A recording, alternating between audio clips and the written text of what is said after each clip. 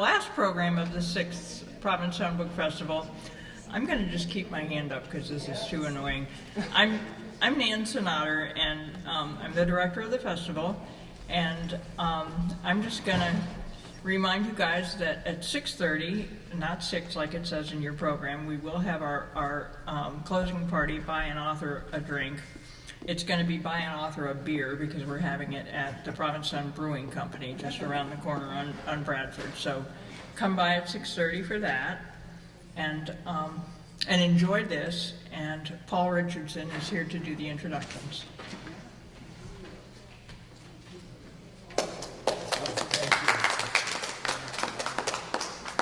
I'm not the artist. I love the artists, and I'm going to stand over here, and I hope you can all hear me, despite the distance to the microphone. My name is Paul Richardson, and I'm a Provincetown Library trustee. I've been a trustee for a number of years now, and I was asked by Nan to introduce this last 2 speakers here for the festival. And we thank you for participating in the Provincetown Book Festival. And I'm a resident Washashore and proud trustee, as I said, and of our library, your library. Thank you for sharing that aspect with us today. And thanks to our guests and a wide variety of sources for the content of my introduction today. I am not intimately familiar with either of the speakers, of the authors. However, I did look through some of their work today and read some writings of other people, so I have pirated generously. I am not half as clever as those more familiar with and who have previously written about these 2 authors. It is my privilege today to introduce you to 2 Massachusetts writer-artists, Elizabeth Bradfield and Ben Shattuck, both of whom have deep connections to Cape Cod, our people here on the Cape, and our natural environment. These prize-winning authors express the best of what we strive to present to our Provincetown Book Festival audiences, and I am particularly intrigued and interested in the work of these 2 artist-writers because of the unique combination they make of the written word and the visual arts. Ben has lifelong links to southeastern Massachusetts, and Elizabeth resides on the Lower Cape, but hails originally from the Pacific Coast. Observations, responses, and analyses of the natural world and human relationships permeate their work. Ben Shattuck's recent book, 6 Walks, subtitled In the Footsteps of Henry David Thoreau, a favorite of mine since high school, is a beautiful tribute to his own achievements and activities mixed with a comfortable familiarity and intimate knowledge of the peregrinations and interactions of Henry David Thoreau across the landscape and with the people of New England, all resulting in the elegant, smartly observed phenomena of people, places, and time, mixed with images of his own creation that show a powerful route to emotional insight. Elizabeth Bradfield has now published at least 5 books of poetry, and her work has appeared in the New Yorker and Atlantic magazines, among many others. This award-winning poet also founded Broadsided, an internet presence with the physical and tactile mission of putting literature and art on the streets. Broadside publishes monthly visual literary collaborations as free posters for anyone to download and print and post in your neighborhood, or wherever else you choose, I'm sure. She wants to help you put words and art on the streets of our communities. Her most recent book of poetry, Toward Antarctica, introduced me to the practice of haibun, a Japanese term. I'm not sure if it's really a noun or a verb, but it mixes prose and haiku poetry. Quite lovely. Theorem is her most recent book. This Theorem is a collaboration with the artist Antonia Contro. In her spare time, Liz works as a naturalist and teaches now at Brandeis University. Both of these literary artists in their work show that writing and the visual arts have plenty in common in expressing the human and natural condition and the possibility of transcendent aesthetic experience. Thank you very much.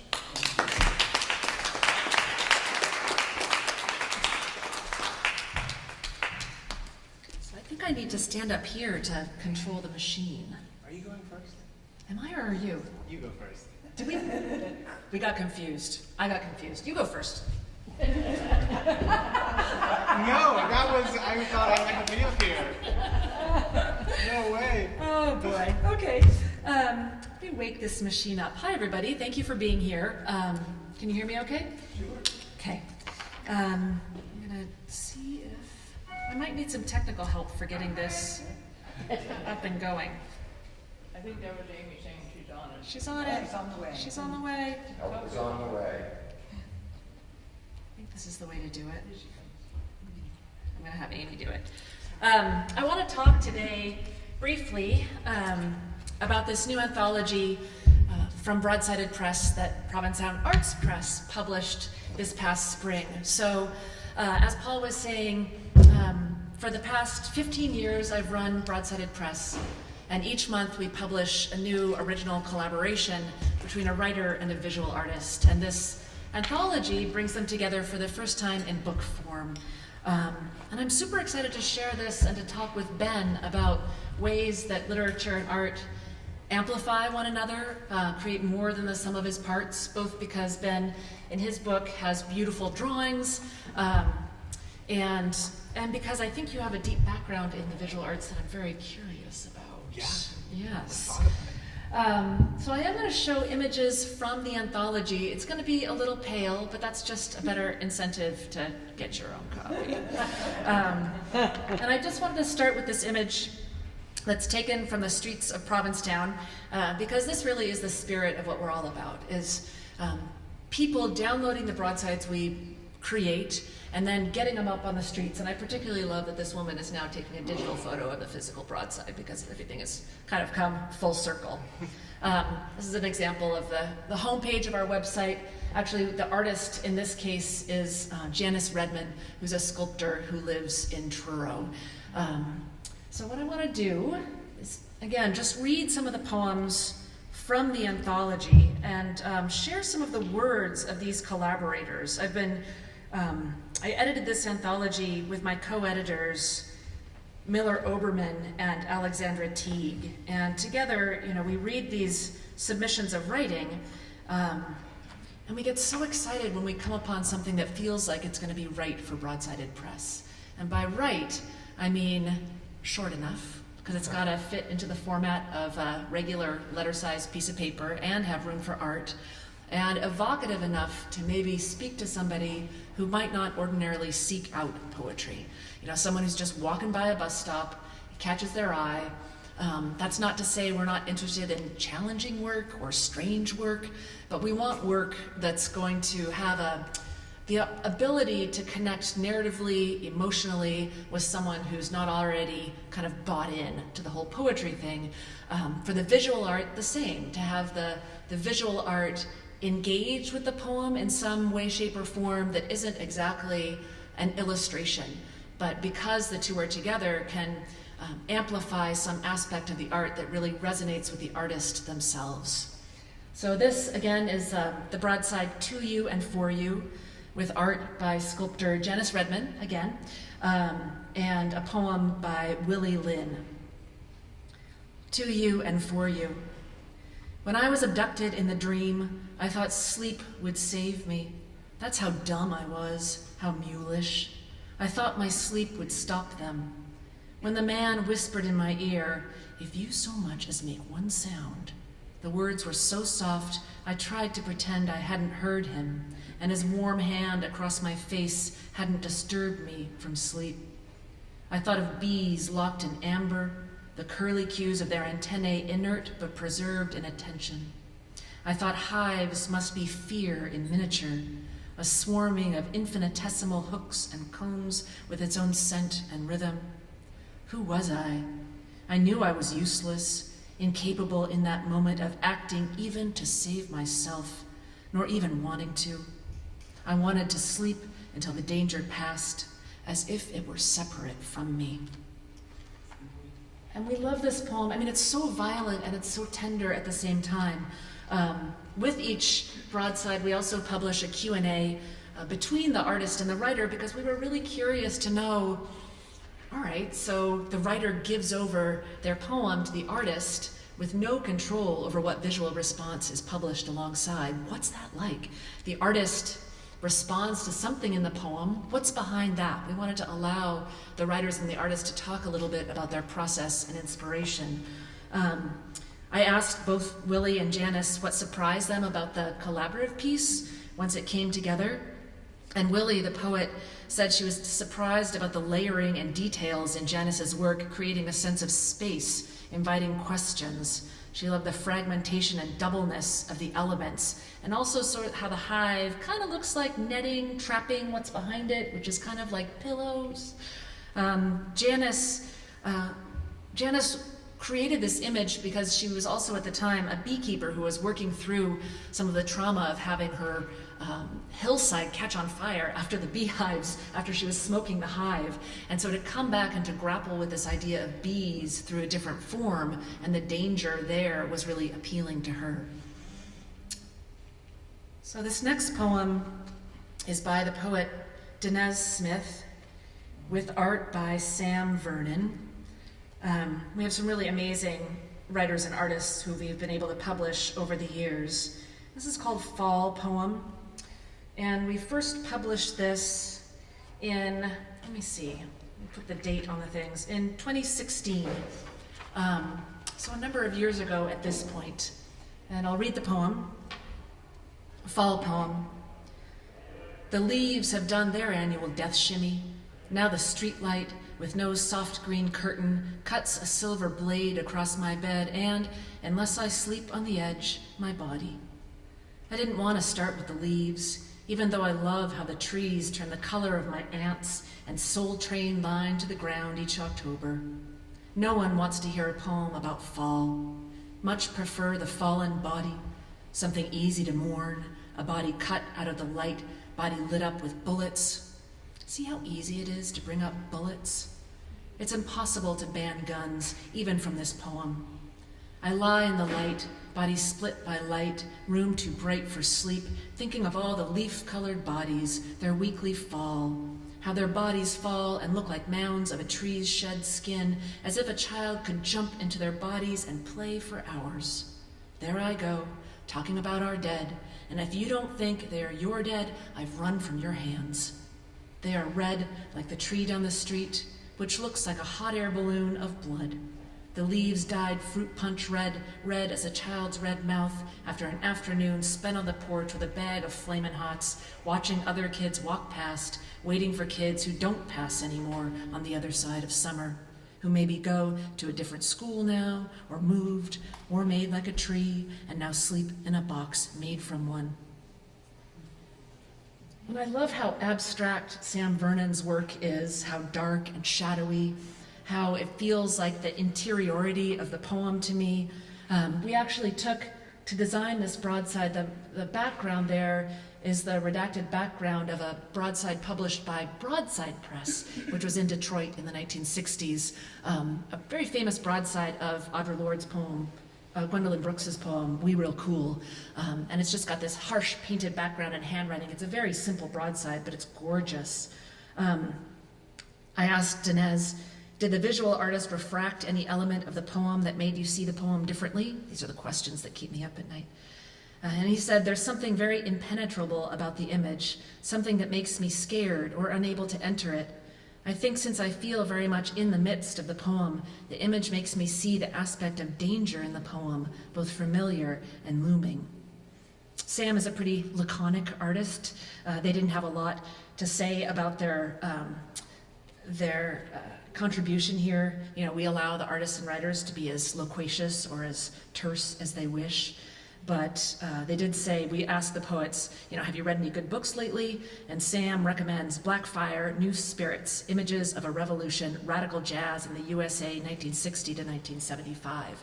So it's a aspirational reading list as well as kind of a response. This next poem is titled Burn Barrel. And you can see we have a range of different visual styles that we work with. About 35 artists who are regular contributors to the press.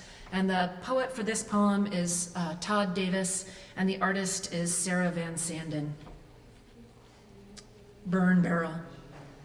A girl is throwing trash at the flames. Anything that will burn.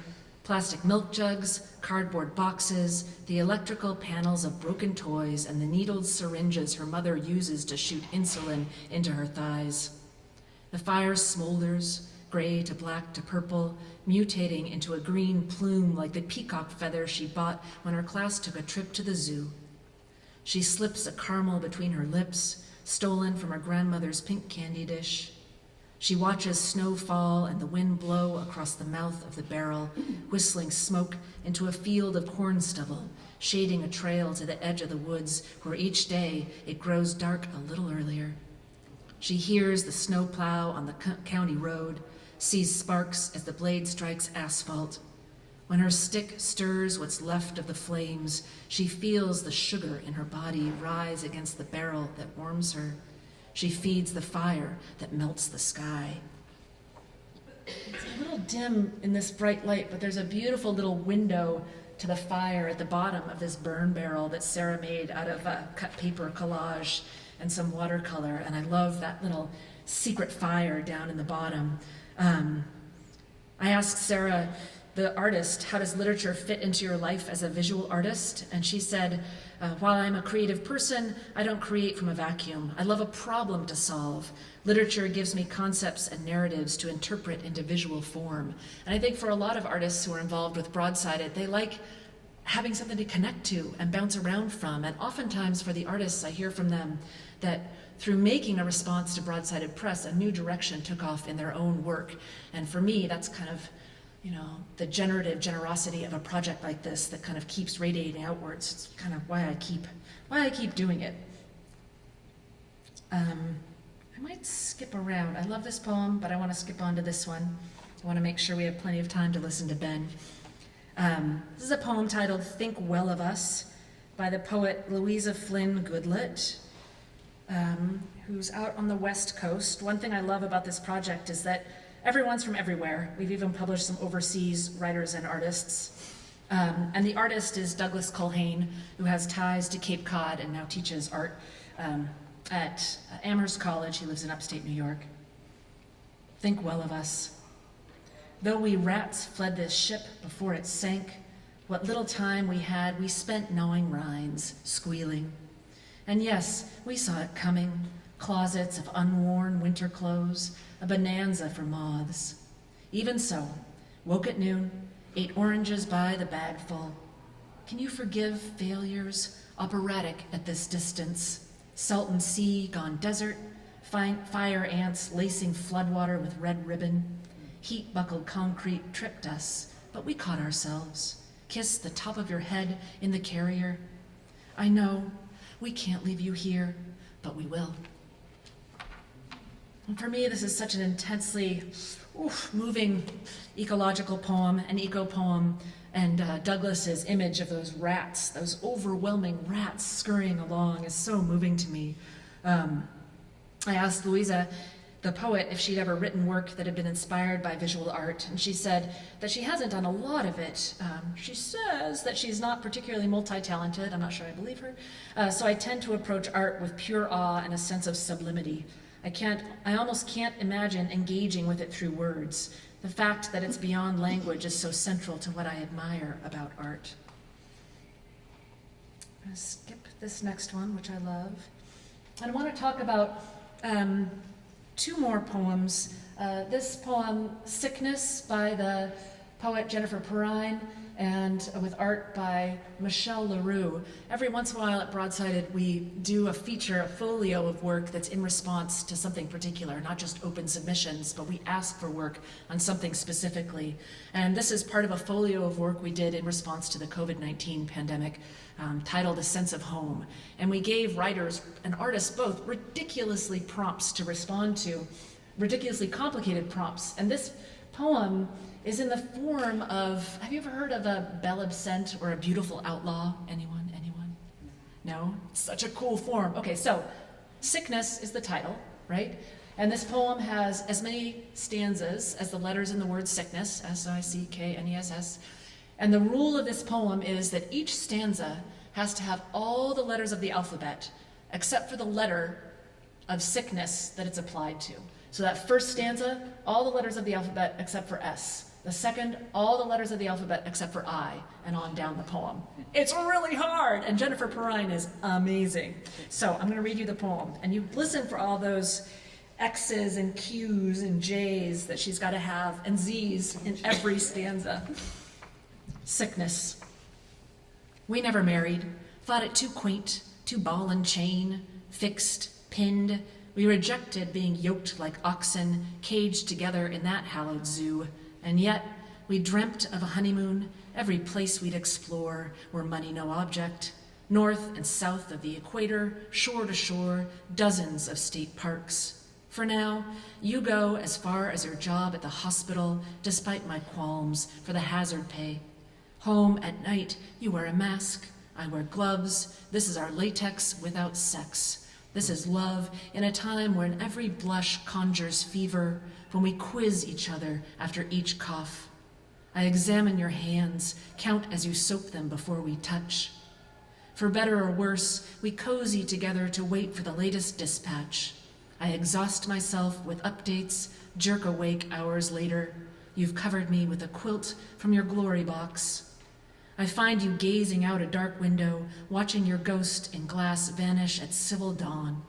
I join you, squint to catch that phantom us wearing a gown, a tux. No father gave you away, no mother arranged my veil, no frenzied crowd jockeyed for the bouquet. The rice unthrown we keep in the cupboard. We keep our extravaganza of private joy. We keep each quiet vow in the mouth, to have and hold, for richer and poorer, now and in health. Such a good poem. Wow. So good, right? No S's in that final stanza. Very hard to do. And then finally, I want to end with this poem, Como una vela, which is another type of special feature that we publish once a year. We call it the Switcheroo, where we post a piece of visual art. And in this case, the art was by Megan Keane, who's done so many amazing broadsides with Broadsided Press. She's based in Brooklyn. So we posted this painting by Megan of a woman sitting with rollers in her hair, and we were like, artists, what's your response? And we got some really amazing responses, and we ended up actually publishing 2 of them. This one by Michelle Moncayo, titled Como una vela, and also a response by the poet Hyde Erdrich that's in both Anishinaabe and English. But this is Michelle Moncayo's response to this poem. And we love the switcheroo because we get to honor the artists with the same thing that the writers get, and also because such amazing work comes in response to these images. So, Como una vela. The Caribbean licks at my back like the flame of a candle. Here, Se fue la luz is a lullaby that I hear on blue nights when Brooklyn sleeps and diaspora wakes. It's a ritual, combing out the curls until they become cloud, removing each rolo like a vela. This one's for Tia Linda, that one for Tia Chila, the rolling a benedicion. Que te vaya bien, que siempre tengas dinero, que sus hijos alcancen sus sueños. My Spanish is not perfect. Que tu alcances tus sueños. My hand is a current rolling hair over barrel, a wave of plastic and Velcro calling to an island I remember in dreams. To go out like this is to go out with the ancestors.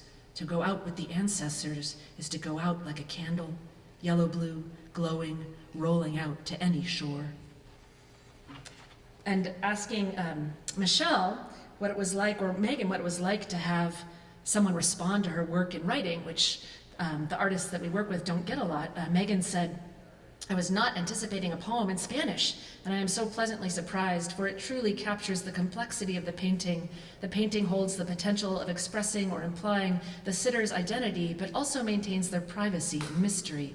I love how Como una vela invites the ancestors, the family, all the tias, and the way the poet has explicitly named hair as a site of ritual. So thank you for listening. I have some broadsides to give away for you, and I'm eager to talk with them about art and writing and how they coexist, and to get out of the sun. images there? Yeah. Yeah. I don't. You want me to help you find it? Sure.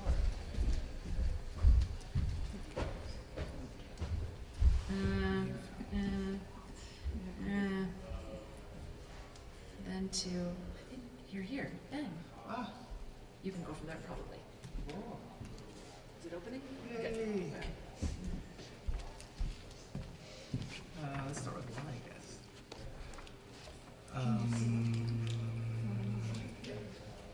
View, is there a full screen type thing?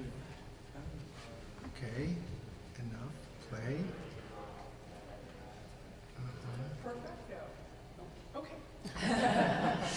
Okay, thank you for that beautiful reading. It's so nice to be in conversation with somebody who uses visual imagery. I was actually having this discussion the other day with a writer, the wonderful poet Chen Chen. I don't know if you know him, but he's running the Artists and Writers, or the poetry workshop on Cuttyhunk Island right now. And we were saying how strange it is that we were talking about, he took George Saunders' Russian literature course and how much he loved that course. And if you read a book from the 19th century, it still seems really relevant. But if you look at art from the 19th century, it seems so old-fashioned, and how those two art forms have not kept pace with each other. Or, I mean, I love that dissonance. Anyway, we can talk about that too. So let me talk about this book first. By the way, what a great backdrop. I was in here for like 10 minutes before I looked up and saw that it was an actual boat behind me. It's sort of like there's a psychological experiment going on in there. But thank you, Nan. Thank you, Julie, for inviting me here. This is so nice. Provincetown is absolute heaven. And it is the site of the first of my walks in this book that is so imaginatively called Six Walks. This book, I think it's good to have. I've never talked about the drawings very much, and it's good to be reminded, good to remind myself that there are drawings in this book, because it came together like this wasn't a book proposal.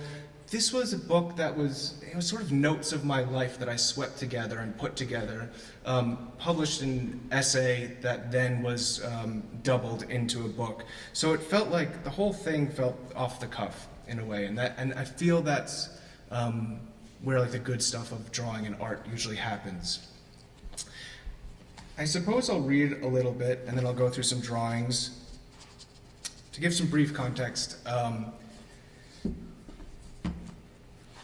I always hated Thoreau in high school and college.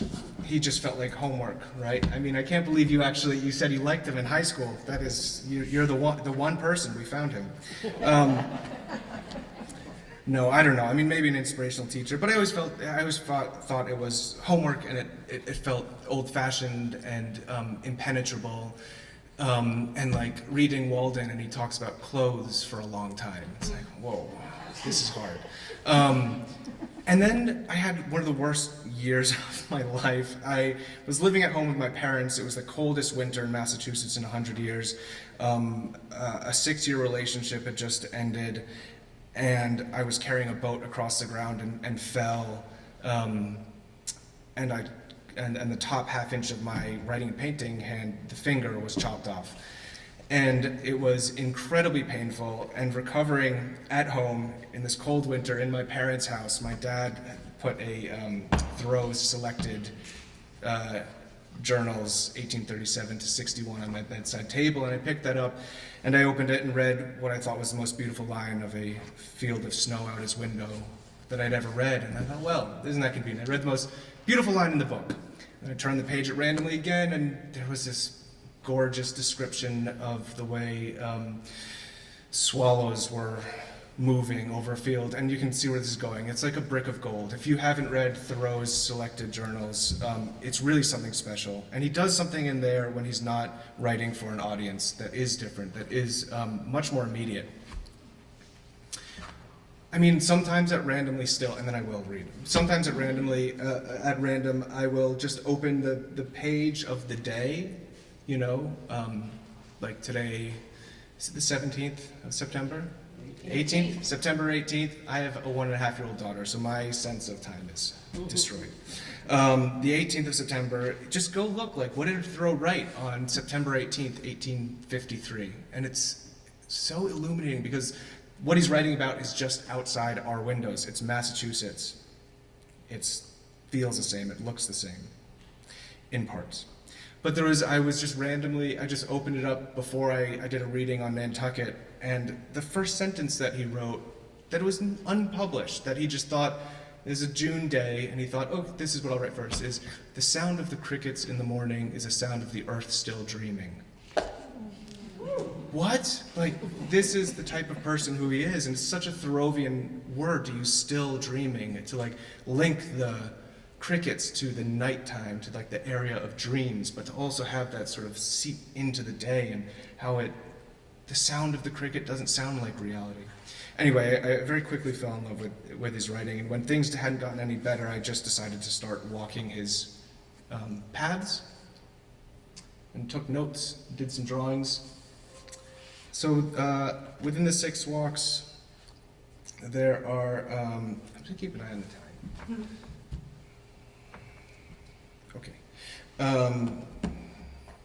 There are interludes, and I am so nervous about boring people, so I've timed every single passage, and this is 4.5 minutes.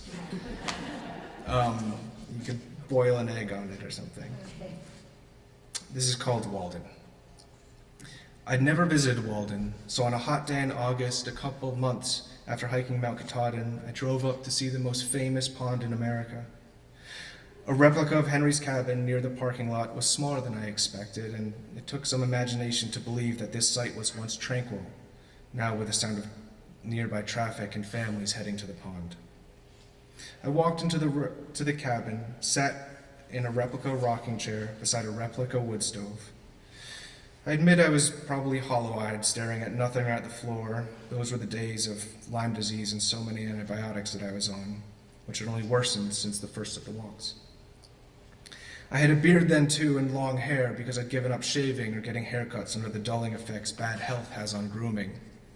Still, I was surprised when a woman and her little son walked through the door, stopped, and she said to her boy, "Oh, look, there he is." I've always dressed traditionally, I suppose, and most of my pants are black cotton and my shirts are button-downs. I wear boots or clogs. "Ask him a question," she said to the boy, pushing him forward toward the reenactor she thought I was. And I considered if I should try to drum up a line about growing beans or civil disobedience for the little boy who was now walking hesitantly across the creaking wooden floor, but my mind was so tired then. I just held up a hand. "No," I said, smiling. I stood, patted down my pants nervously. I skirted past the boy and strode out of the cabin toward the pond where Henry had gone skinny dipping most mornings. Maybe my leaving was in character, I thought, turning back to see the woman shaking her head at me. The pond was cerulean cellophane. The trees around its rim swayed in the midsummer wind. I sat in the sand, watching swallows picking at the surface, drinking, and then trying to snatch up a white feather that was boating across. To my side, an elderly man in a bathing suit was using a walker to make his way toward the water. He was alone. He moved slowly, and it looked painfully, taking a few seconds to pause after each step. He'd then lift his walker, move it half a foot forward, step, lift his walker, move it forward, and step.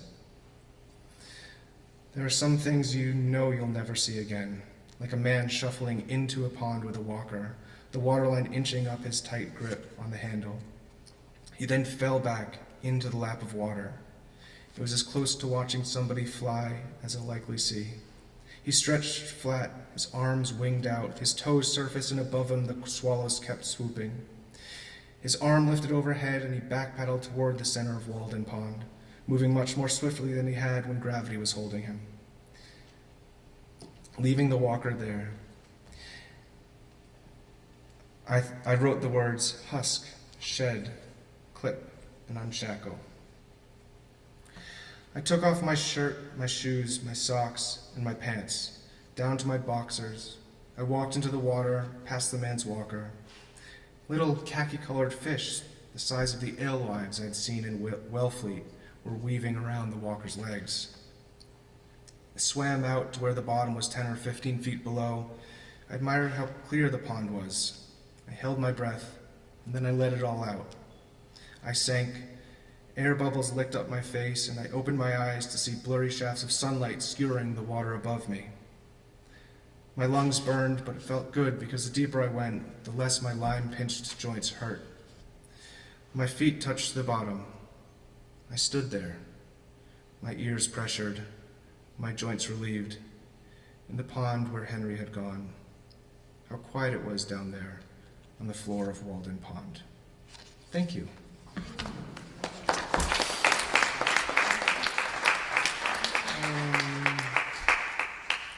Okay, I'll go through the I don't know if anybody can see them. They're also in the book. Yeah, okay. So I'll go through the drawings and I'll do another short reading. I walked from the elbow of Cape Cod all the way up to the fingertip. This was a wooden chair, and you probably all know this are stretches of the beach that aren't near where there are access points. There's nobody there if you just like walk, a mile in or whatever. And there's nobody around, and it was a wooden chair just upright facing the ocean. And so anyway, I made a drawing of that. What else? There's a passage in the book about my brief periods of vegetarianism and how it might be less on like ethical grounds and more just how beautiful animals are. I grew up, hunting ducks and fishing, and I live near farms, and I know that little pigs have beautiful eyelashes, and what a cow smells like in the morning. And so these are our chickens, and I just gave them a little tribute by drawing them up close. It's really hard to see these. This is clouds over a salt marsh. There is a passage about the dark woods. Thoreau writes, "Why is it so much easier to write about the dark woods of our lives than the sunny pastures?" And there's a whole reflection on that. Why is catastrophe so much easier to write about? A loon a dead loon on the beaches, on the outer beaches of Cape Cod. There were a lot of them that day. I don't know why. This is a house I stayed at in Millinocket before hiking up Katahdin, and the man sort of like gleefully informed me that I was the first one to sleep in it after he bought it from a man who had just died. And then he showed me the room, and it was a hospital gurney was my Airbnb bed to sleep in that was like stuck in a position a little bit up. And Millinocket's really far out there, and there's no other place to sleep, so I said thank you. And he thought he was doing a great service by setting an alarm clock for me to get up early in the morning to hike to the mountain, and then he had misset it, and at like 1 a.m. this shrieking alarm clock, and I was positive it was like the sound of the mouth of hell, like a ghost in my door, and I threw the alarm clock. Anyway, so this is that house. This is part of a walk called Southwest. Thoreau, if he wasn't walking somewhere, his favorite direction to walk was southwest. So I walked southwest from my house to Sakonnet, the point where my family in the 1800s came from Chicago. This chapter is all about my adulterous, opium-addicted great-grandfather who was murdered by his mistress. This is the Truro Light. Yeah, and this is where Thoreau slept. It's been moved and changed, and it's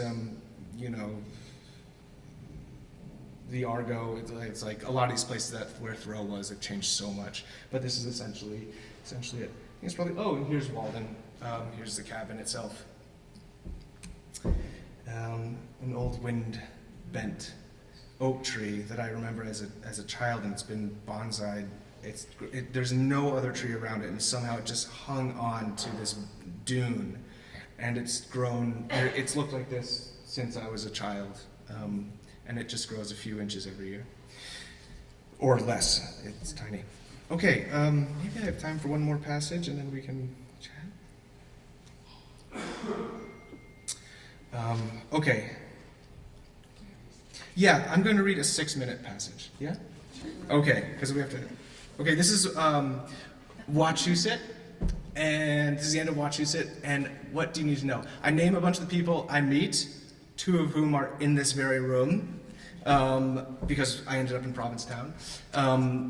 And I had taken MDMA before I hiked up Wachusett, which is a type of ecstasy, because I thought it was a great idea to feel closer to nature.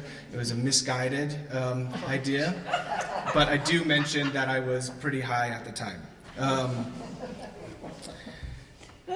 I had just I was on the top of Wachusett Mountain, and there's a man who came to the mountain every day for reasons he couldn't really articulate. And I was just talking to him, and he was also counting birds. So we'll start there. He had moved to Massachusetts from the Midwest. I told Paul that he'd love Massachusetts, as if he didn't already live here. I then told him that I had to leave, and I wandered off the lookout, paused and turned to wave goodbye to him and the other bird watcher, and then I meandered from the summit to the top of the chairlift. The metal chair, it was a big 4-seater, creaked in the wind. I walked up the off-ramp that people usually ski down. Sitting on the chair that summer day, I watched a porcupine amble from a tree's foot, part the grass with its brambly body and eat a yellow flower. These bristly fellows are very suitable small fruit for unkempt wilderness, Henry Thoreau wrote of the porcupine. I heard barking, and I turned to see a man pulling a brown and black-blotted mutt by a leash. The dog, smelling the porcupine, reared up. Behind the man, 2 boys came running down from the summit and circled in front of the dog. The boys must have been 10 or 11, each holding a stick, their boots and socks and shins mud-splattered. "Careful," I called to the man, "there's a porcupine here." He yanked the dog back. The boys kept running, pounding up the ramp. "Where?" one of the boys asked me. I pointed down the hill and they crept forward. They sat on the wooden boards beside the chair. The 3 of us watched the porcupine graze. One of the boys sat with both legs drawn up to his chest, arms hugging his dirty shins. The other sat cross-legged, enraptured. "I've never seen a porcupine," one of the boys said, so quietly he nearly whispered it. The dog let out a long howl, and the father dug his heels into the ground. The boys knew it was bad if the dog got to the porcupine, but were also, I think, interested by the possibility of it, by the fact that something violent and painful might happen. And so there was this tension, the dog pulling on the leash, the porcupine softly licking up the stem of the flower, easy in its armor, and between these 2 animals, the boys, wanting, perhaps, for the dog to break away from their father, waiting to see what would happen when a dog's face punched into a porcupine. The sound of the chair's crooked metal arms squeaking on the cable named the tension. "Let's go," the father yelled to the boys. One boy left immediately, rushing toward the father, who was already pulling the dog down the slope. The other boy stayed by the chairlift for a moment. Again, he said to himself, or who else could he be talking to? "I've never seen a porcupine." He might think about this evening from time to time in his life of the porcupine eating flowers, an animal of a rarity that casts a landscape in possibility that really anything could walk from the woods. I imagined him older, maybe 20 years from now, driving home from work, seeing a porcupine in the road. He might stop the car to watch it cross slowly. He might think back to now, to the first time he'd seen one, how he'd been sitting on a chairlift over a meadowy ski slope, how he'd been on a walk with his brother and his dad and their dog. He might remember me vaguely, a stranger also looking at the porcupine. The memory might give him the sensation of his own childhood floating back to him, as my childhood comes to me whenever I smell skunk cabbage, which grew on this roadside stream bed where my best friend and I used to play. Years from now, this boy might tell someone about the porcupine he saw then and about the first time he saw one. But he might not, out of the hesitation that comes with strong memories from early childhood, how they always seem smaller and softer than the personality-crafting forms that they really are. The boy then stood to run after his father and brother and their dog.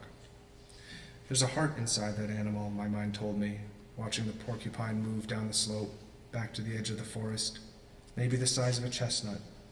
There's a heart at the center of all animals. Everything is soft underneath. A very suitable soft fruit, small fruit, wrote Henry. And after sunset I watched the stars. The warm air shook the oak leaves overhead. I'd taken off my shoes and put my legs inside my sleeping bag. The dreams had been visiting me less now, 4 months after Cape Cod, maybe once or twice a week, and by then, they seemed to not matter that much. Before sleeping on Wachusett Mountain, Henry also looked up at the stars, and he also found comfort. It was satisfaction to know that there were fellow travelers still, he wrote, as high and as out of reach as our own destinies. Truly the stars were given for consolation to us.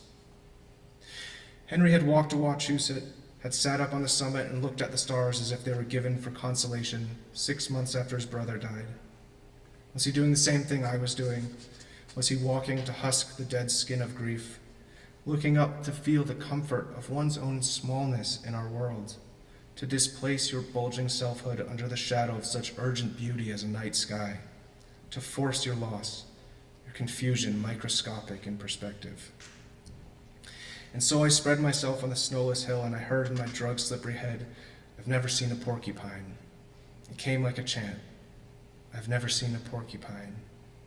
I wondered then if the porcupine was asleep and what dreams she might be having, and if the boy was asleep and his family dog, and my parents, and Mary, and Dora, and the goldfish, and Randy and Pat.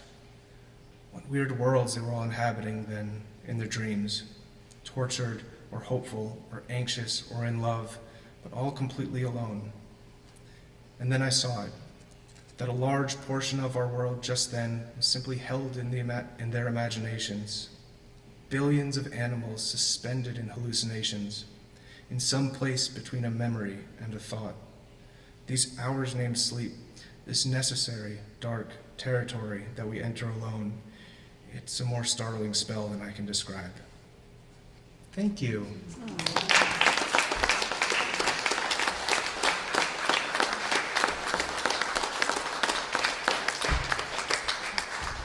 Sorry, I switched sides on you. That's okay. You get water, I think, right? Yeah. That was such a beautiful reading, and I want to know more about the process and the interrelationship between your writing and your sketching. How did that work as you were responding to your walks, being in the field? Is the drawing a chance to kind of slow down and focus? And does the writing come at the same time or later? Like temporally, how does that all happen for you?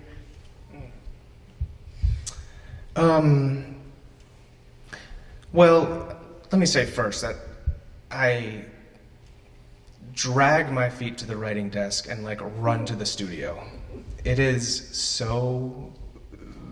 so wonderful to paint and draw. I just still feel like I'm, in middle school going to art class. And whenever I write, it's like I have an essay due, no matter what it is. And so I was so glad that these drawings could be included. Something that I've noticed, and I'm sure, poets, this is just like the meat of their practice, but you write a book and have these drawings in whatever's between the two covers, and then these themes appear that you didn't even think about, and you realize the book has a subconscious, and it's why did I include that drawing? Why did I include it? And they all start to create some gravity or some meaning. And when I was going through, and I just was so struck by that. Okay, that chair. Let's take that. I was like, wow, that's funny and weird. And it was only much later when I was looking at it, I'd be like, oh, I drew a picture, and I was. I felt in maybe the most isolated period in my life, so confused about what my future, and I drew a picture of a single chair looking out to the ocean. It's hitting you over the head with a metaphor. Yeah, exactly. Right? I would take pictures, I would draw in a sketchbook a little bit, I would take notes about what I wanted to draw. Some of them are exact, some of them are not. And yeah, I guess that's what I'd say about that. To answer the question? Yeah. Yeah. Go ahead. I mean, in your recent work, which you just talked about, how did you decide if the writing or the art would, like, when was that decision made? And how was that decision made? What would come first? Mostly the writing comes first. So we have these open submissions of writing, and then we have a pool of artists whose work we love and adore, and we know they're going to bring us something amazing. Because then we send the writing out to the artists, and one of them says, I would like to respond. And we say, thank you. And they send us work, and there's no back and forth. There's no like, oh, can you just redo that little thing? And it's a little too green, and I was really hoping you'd do this thing. And we just say thank you. And then the designer, usually me, designs the final broadside and tries to find a way to bring the two into visual conversation with each other in a single field. And I really love how much is left to chance. You know, I really love how little control I have over so much of it, from that top-down editorial control over what image is produced, no control, to the final distribution, where someone prints it and where they put it, you know, in a bathroom stall, on a notice board, no control. It's totally serendipitous. So, you know, I have the ability to control certain things that I feel very strongly about with my co-editors. What will we publish in terms of writing? But there's a lot that's left to chance, and it's taught me a lot of humility about my own aesthetics. You know, things sometimes we'll publish something and I'll think, oh God, that was not our best work, and I'll get a note from somebody or a call like, this is my favorite thing you've ever done. I'm like, okay, Bradfield, you know, you are not the end-all be-all critic, and I really appreciate that. It's really widened my sense of what people respond to, what good art is, what good writing is, and how that moves through the world. Do you feel more confident what you think is good art versus good writing? Oh, way more confident about writing. Yeah? Oh God, yeah. Why do you think that? Because I'm a writer. I'm not a visual artist. I mean, I published my photographs in my book Toward Antarctica, which is a description of my work traveling through, working in Antarctica. But that was really hard for me to do. I felt very vulnerable publishing my own images. But I've spent a lot of time working as a writer and an editor, and other people can disagree, but I have confidence in my choices of writing. Things that I know that I think are good, that are good for Broadsided, and I have my co-editors to kind of grapple with it. So we argue, fight, enjoy, laugh as we go through the submissions that we get. I mean, those photographs are beautiful. I love them. I guess it's so, I feel like having one foot in the art world and one foot in the writing world, what I hear over and over, it's, okay, how do I put this, gently? That everybody says they have a novel, or they're like, oh, I can write my memoir, or I just need the chance to publish. But everybody is scared of visual art in some way. Everybody says they're not an artist. I mean, maybe not in this town, but a lot of people tell me oh, I don't, and it's, even if they know that visual arts doesn't require a sort of draftsperson work that Rembrandt had, it's like to do a Pollock or to do, there isn't technical skills that you need to acquire, but still everybody says I'm not qualified in the visual arts. Yeah, but we are so smart visually, I think, everything around us is marketed to us visually, right? Book covers, advertisements, TV, we know how to parse an image in such a sophisticated level. And so I think we're more comfortable facing difficult visual images than we are difficult writing. I think. I think that's a good observation. Yeah. But I'm also curious for you, I mean, when you proposed this book to Tin House, did you say, and I want to include these images, or did they say, hey, do you have any images there too? Or how committed were you to having both together? And why did you make that decision? Well, it was first, so the first half, called 3 Walks, is published in Amherst magazine called The Common, which is such a wonderful literary magazine. It's my favorite. And it was that great editor, Jen Acker, who said, do you have drawings with this? And if you do, let's include them. So that decision was made early on. And then when Tin House had read that essay and said, do you want to turn this into a book? The drawings were already a part of it. I would say, I think they are really important.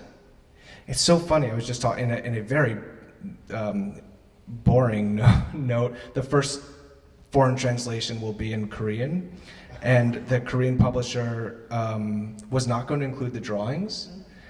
And I just thought it turned out to be a contractual thing that we ironed out. And I was surprised at how clear I was in saying, like, oh no, they have to be in there, because they'd become a part of the DNA of the project. But Not at the only beginning, the it story, wasn't. but also the pacing of it, right? The pause, the invitation to slow down and hang out for a little bit versus flip the page to the next end of the sentence. Yeah, that's right, and that's such an interesting observation, because visual art usually you can take it in so quickly, but it does feel like punctuation, like the biggest punctuation you can have in a book is the entire page is taken up by a drawing of a loon. Mm-hmm. Yeah. I also love the evidence of the hand. A photograph doesn't do that, right? But a drawing, you're like, oh, that took some time. He took some time with that. And I think that's one thing I love about visual art. It's one of the reasons that I started Broadsided, is that I love seeing the process of visual art, because it has such evidence of time. And even a quick sketch can be really beautiful, whereas, oh God, the quick draft of writing, blah, who wants to read that? It's horrible, you know? That sounds like an anthology waiting to be done. First draft. Should we open up to questions? Sure. Yeah, we just have so few minutes. If anybody has a question, concern, yeah. First of all, I loved you guys. This was great. Yeah. I had a practical question for you on the walks. How did you do it? I haven't read it yet. I'm going to buy it. But how did you actually map? Did you have a map? Did you do it day by week? What was the practical side of the book? Well, if the walk along the outer beaches of Cape Cod didn't lead to such sort of serenity, revelation, wonderful budding relationships, whatever it was, I wouldn't have done the second walk. And if the second walk hadn't, then I wouldn't have done the third. There was no plan. In terms of actually where did Thoreau walk, it's pretty easy to map this walk, the Cape Cod walk. The harder one was I went up to the farthest north point in Thoreau's walks in Maine, which is this little island called, it was called something else, so I didn't know what island it was. And I spent a week looking at maps, figuring out where he was. The lakes have all changed the names, blah, blah. And I finally, I went up there with a friend, because Thoreau went up with a friend. The Allagash is, from southern New Hampshire, it's 10 hours north. So it's way up there, and there's no cell service or anything. And we get up there, and I was pretty sure I knew by comparing maps and comparing his descriptions where his walk and then paddle was. And we arrive late at night, and I had a flashlight, and there's this little sign on the island that said Thoreau Camp.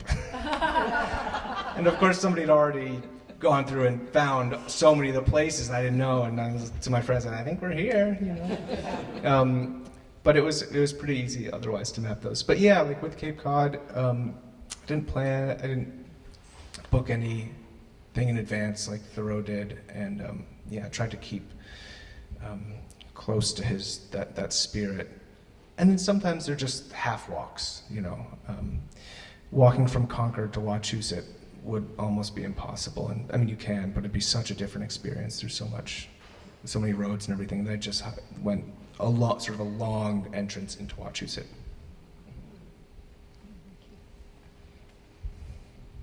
I love thinking about collaboration and how your book in some ways is a collaboration with yourself, but also a collaboration with Thoreau too, which I think is really, Yeah, the great thing about writing about somebody from the past who is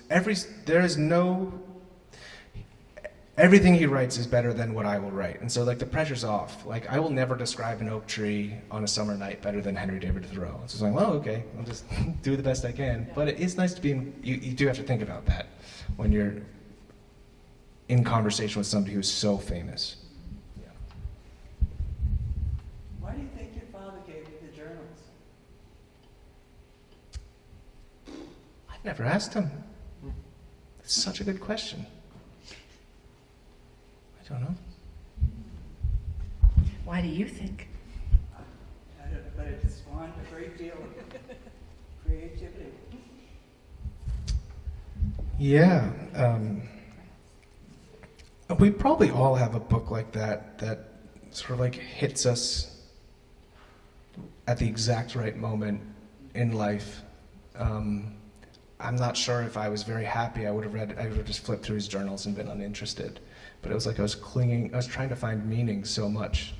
And this book, the second half is in many ways about that. Does beauty in landscape still have meaning if you don't need beauty outside your life? You know, if you're happy and content in your life, do you still need to go out, and does it feel the same? Does it look the same?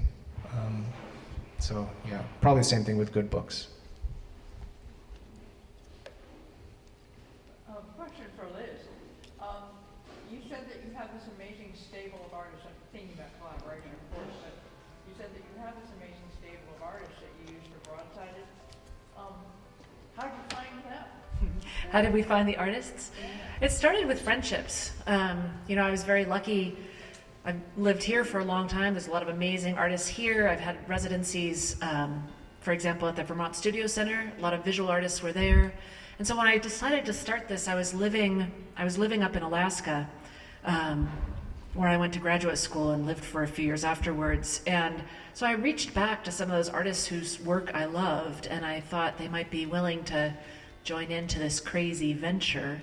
And then sometimes people come to us, sometimes we ask those artists for their recommendations, and just this year we brought on an art editor because honestly I wanted someone who had a stronger official background in the visual art and more networks with visual artists than I did. So Million Pham is now our arts editor, and she's brought in some really cool new and younger voices that I'm very excited about, and I'm kind of happy to give up that side of the control. But it takes a very special person. I really want someone who's going to be in it for the long haul, who's going to dibs and respond to several pieces so we can see that work evolve over time, who's going to feel like their participation is not just a favor to us, but somehow feeds their own creative work.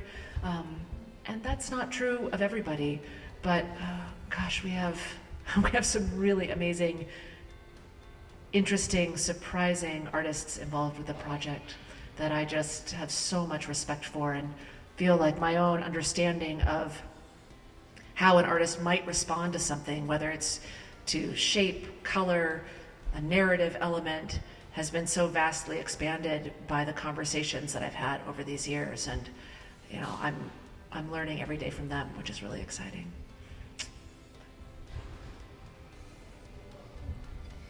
Shall we? Yeah. Okay. Thank you, everybody. Thank you so much.